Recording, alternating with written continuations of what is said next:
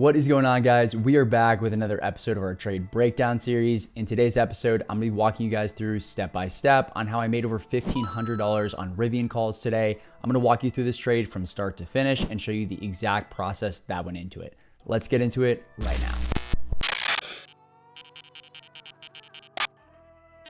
All right, guys, so per usual, if you guys are enjoying these videos, please don't forget to throw us a like. As always, that really helps with the algorithm and obviously helps support the videos. If you enjoy these free trade breakdowns and you want them to continue, please consider taking the 2 seconds to throw us a like on the video below.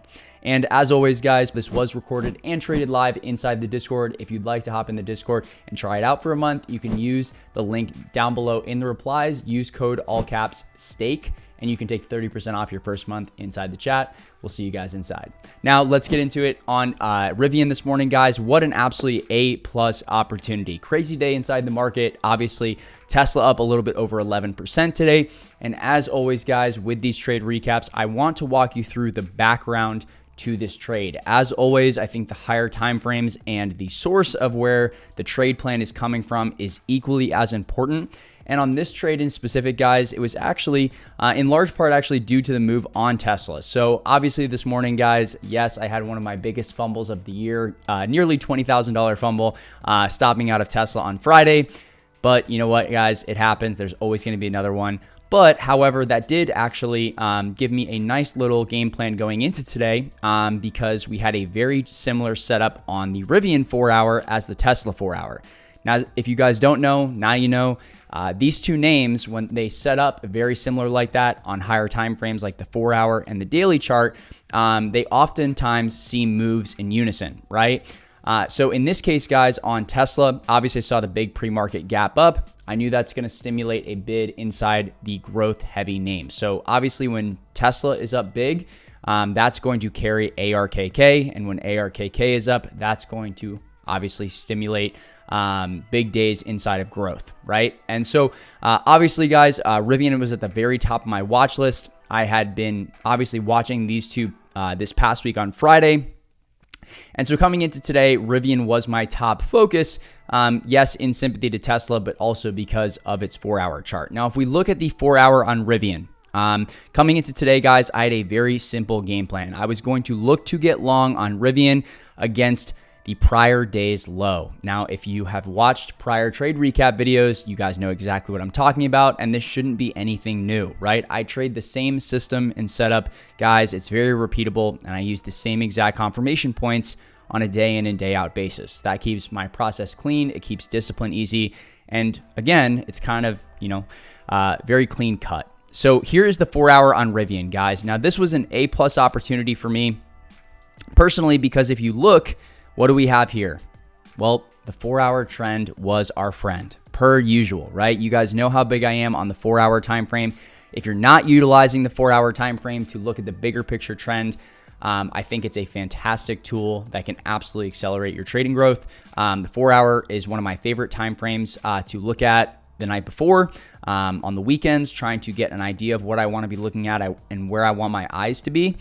We had a beautiful test of our 4-hour uptrend all the way back from the late August lows here on RIVN. If you guys look, we obviously had a pretty decent sized correction down to this $19 level. And since we touched this $19 level, we've had 1, 2, 3, 4, 5, 6 tests of this 4-hour trend. Each time we have seen buyers show up in a big way, right? The reaction to this 4-hour trend that's built has been very, very positive. So in this case, guys, on RIVN, we had a beautiful test of not only the 4-hour trend, but we also saw that match up perfectly with a test of the prior day's low. I say it all the time, guys, but in my opinion, if you are not utilizing prior days high and low to your advantage on a day in, day out basis, guys, these are some of my favorite levels to trade off of, especially in a more range-bound market. I can't say that enough, guys, but right now this is a base hit market. And so using your prior day's range to your advantage is a huge hack in my opinion. So very simple game plan for me this morning. Like I said, guys, I was looking for any type of opening flush down on RIVN into that area versus yesterday's low. Ideally, right, I wanted to see that 23 area start to base and hold. And so that's our 23 level. Now, the first level of interest that we want to pay attention to is our Friday low, right? So in this case, that's going to be that 2276 level, right? Now, oftentimes, guys, I like to see some type of liquidity sweep take place near those prior day's lows, right? So like we can see here, we based at this 2276 level. We saw them take some liquidity at this 2285 area. And ideally, like I said, we had some pretty strong support prior to that at that 23 zone. So I was looking for a test of 23 down to that 2280 zone, with my risk being, right, in this case, 15-minute close below that prior day's low. That would have stopped me out of this trade. So before I enter a trade, guys, I know my risk and I know my targets, right? So in this case, my risk was prior day's low. I wanted it to hold this area of liquidity. And so for me, on this trade, a 15-minute close sub Friday's low at that 2276 area was going to be my risk. And I wanted this to hold into that 4-hour trend area at 2280, okay? So if we look here, guys, I actually had two separate entries on RIVN this morning. I took some calls off of the flush down the first 15 minutes at that 23 area. And then I took a full-size position on the RIVN 24 calls at $28 per contract. I took 100 contracts, full-size position for me, guys. Why was this a full-size position? Okay, guys, sizing is so important in my opinion. And when I've got a test of, in this case, Friday's low, right, and a hold, really impressive buyers showing up at that spot, and a test of a major trend like the 4-hour, guys. When we see the 4-hour trend get swept, right? We see liquidity get swept. That is my A+ setup, right? That is when I want to be taking full size exposure on an idea, right? When we have the 4-hour trend being tested like this, or, you know, on the short side, maybe the 4-hour trend being broken. And in this case, guys, this provided an amazing opportunity. So like I said, that was at 10:02 a.m. So right now we are on the 15-minute chart. I'm going to come over to the 5-minute just to show you my entry a little bit closer in. But that was at 10:02 this morning, right? So that's coming into this 10:05 candle right here, guys. As you can see, we did get one more flush back down to that 2289 area. So in this case, again, I'm risking a 15-minute close under that 2276 area. Plain and simple, right? I'm using those higher time frames to find my confirmation for the trade, and I'm using the lower time frames for my entry points, right? Now, like I said, guys, we actually took some really nice liquidity and closed that 5-minute candle back above that 23 area, 2297. And as you guys can see, we just continued to base at this 23 point.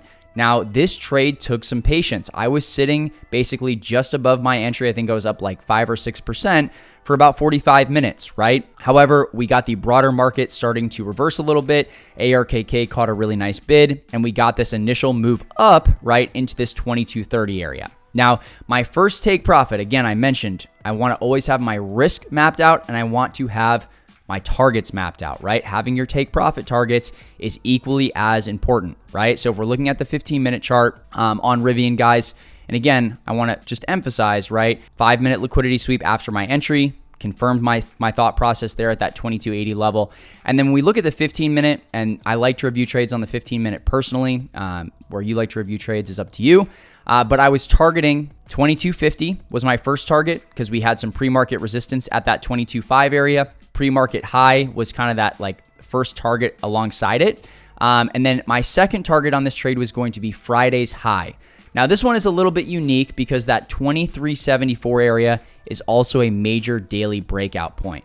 And as I said, guys, in more range-bound markets, I want to be taking profits at these larger scale resistance points, right? So my second take profit was that 2275 area. And then my game plan after that was to let a third of my position run with a trailing stop, which is exactly what I did, guys. Now, like I said, this trade required some patience. As you can see, this is the 15-minute chart, guys.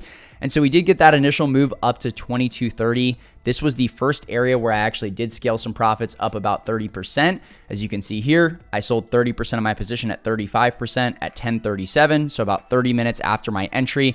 And then we sat in this consolidation phase, really for a good, 45 minutes after that. Right? And then at that point, guys, I had taken off half my position. I don't love carrying full size positions into the middle of the day. However, like I said, still had some really nice size here and actually added the 25 calls as well as a little bit more of a speculative exposure because I saw how well this hourly and 4-hour trend was building. So I actually added into this position on the 25C. I added speculative size here.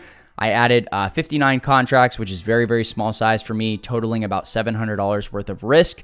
And then, like I said, RIVN saw a huge move in the middle of the day. I'm not sure why these middle of the day moves have been so clean lately, but 12:45 into 1 o'clock, guys, we saw an absolutely massive move on the 15-minute. We hit my second take profit target. So I'm going to clear all my levels for you guys.